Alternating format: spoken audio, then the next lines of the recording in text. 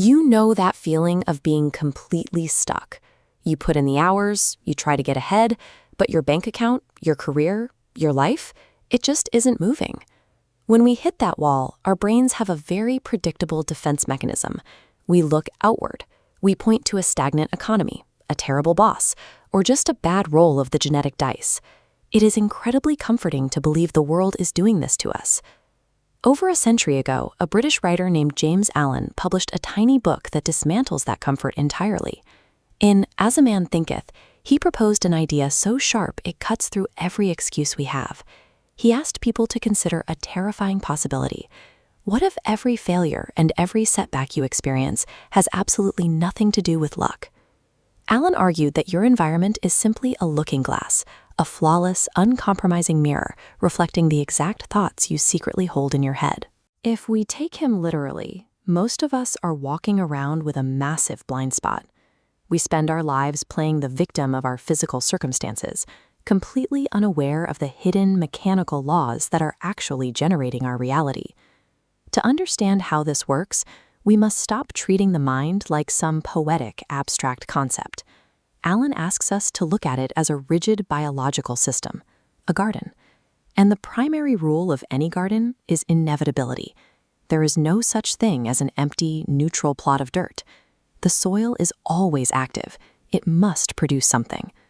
If you do not actively plant useful seeds, thoughts of courage, focus, and purpose, the wind will carry in weed seeds. Fear, doubt, and anxiety will naturally fall into that mental soil, and they will grow all on their own. The soil is completely indifferent. It doesn't care about your intentions, and it doesn't judge whether a seed is helpful or destructive. It simply processes whatever falls into it. This means that the misery or success you are experiencing right now is not a cosmic punishment or a random blessing. It is the precise mathematical output of the mental seeds you have allowed to take root. Allen maps out how this growth happens through a process we call the crystallization pipeline. Step 1 begins with a single thought, firing like an electrical impulse. Step 2 is habitual hardening. You hesitate before decisions, and that thought solidifies into a habit. Step 3 is solidified circumstance. You get passed over for the promotion. Fear materializes into reality. Because this pipeline is an exact mechanical law, you can reverse engineer it, change the input, and the output has to change with it. Allen lays out a strict protocol to do this. First, you have to become an active, ruthless observer of your own mind. You catch those fleeting thoughts and explicitly connect them to the tangible effects they are having on your life. Then comes the vital third step, establishing a clear purpose. Allen considers an aimless mind a literal vice. Without a North Star, your mental energy drifts and dissipates like a thick fog, at the mercy of whatever worry blows through. Once you define that purpose, you focus your thoughts on it with laser precision.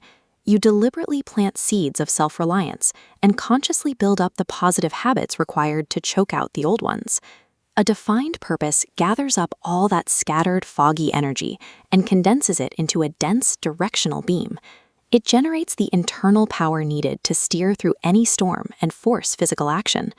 This crystallization pipeline scales beyond personal self-improvement. It is the exact machinery that built the entire physical world and drove all human progress. When you look at historical figures like Columbus or Copernicus, we tend to call them dreamers. But they weren't impractical daydreamers. They were ruthless mental architects who utilized this exact law, holding an image in their minds until reality bent to match it. Take the Buddha. He fostered an internal, invisible vision of perfect peace. He held on to that mental seed until it grew, materialized, and physically manufactured a legacy that shaped thousands of years of human history. So what does that mean for you right now? It means that the highest ideal you hold in your mind is not some idle fantasy. Under these laws, it is a literal prophecy of the person you are in the process of becoming. You have a choice. You can remain a drifting victim, complaining about weeds in your life, or step up as master gardener. You can become the conscious director of your own character and your own destiny. The vision you hold in your mind is the blueprint. The ideal in your heart is the raw material. The mechanical laws of thought are already running, processing what you feed them. The only question left is, what will you choose to build?